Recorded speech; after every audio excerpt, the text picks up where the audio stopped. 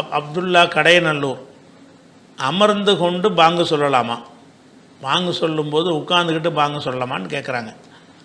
பொதுவாக பாங்கு சொல்வது எல்லாமே நின்று கொண்டு தான் பிலால் எல்லாம் சொல்லியிருக்கிறாங்க.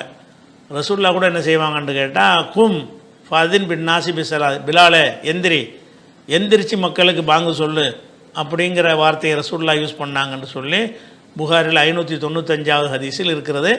அது மாதிரி ஒரு மெம்பர் அதுக்கு மேடையில் ஏறுவார், ஏறி தான் பாங்கு சொல்லுவார்.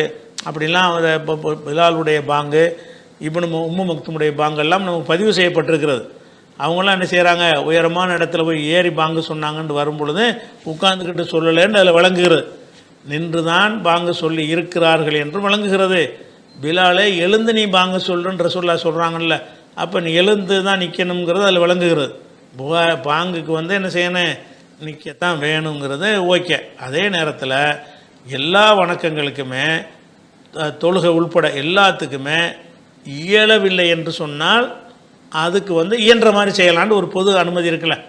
உதாரணமாக ரசூல்லாட்ட இம்ரான் இப்னு ஹுசைன்கிறவர் கேட்குறார், அல்லாஹ்வுடைய தூதரே எனக்கு ஒரு மூல வியாதி இருக்கிறது, அதனால் நான் என்ன செய்கிறது, எப்படி நான் தொழுகிறது அப்படின்னு கேட்குறாரு.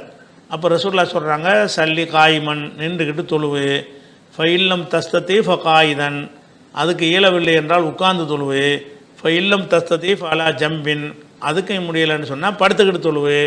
அதனால் தொழுகைக்கே நின்று தான் தொழணுன்ற ஒரு விஷயம் இருந்தும் கூட, நிற்கிறது தொழுகையுடைய ஷரத்தில் ஒரு ஷரத்தாக இருந்தும் கூட ஏழாட்டி உட்காருன்ட்டாங்கல்ல, ஏழாட்டி படுத்துக்கிறன்ட்டாங்கல்ல, அந்த மாதிரி பாங்கு சொல்கிறோம்.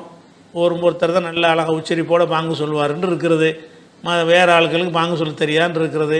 ஆனால் அவர் நிற்க முடியாத ஒரு ஆள், சேரில் தான் உட்காந்துருப்பார், அப்படியான வீல் சேரில் உள்ள ஒரு ஆளாக இருக்காருன்னு வைங்க, அவர் சொல்லிட்டு போகிறார். அதனால் என்ன இருக்குது, ஏழா விட்டால் என்ன செய்யலாம், உட்காந்து சொல்லலாம். இப்போ பள்ளிவாசலில் பாங்கு சொல்கிறதுங்கிற அடிப்படையில் எடுத்தால் வேறு நிற்கிற ஆளை சொல்ல வேண்டியானு நீ கேட்கலாம்.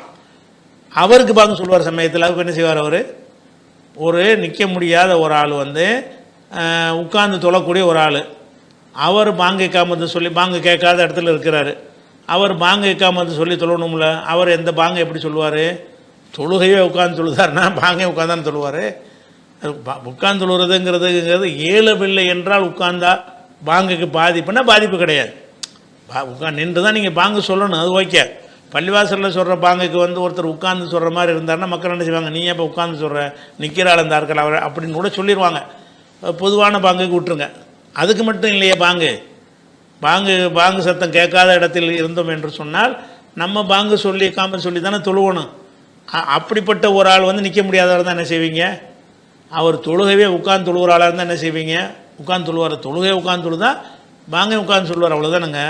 அதனால் உட்கார்ந்து பாங்கு சொல்கிறது என்பது இயலவில்லை என்கிற அடிப்படையில் இருக்கும் என்று சொன்னால் அதில் எந்த ஒரு குற்றமும் கிடையாது.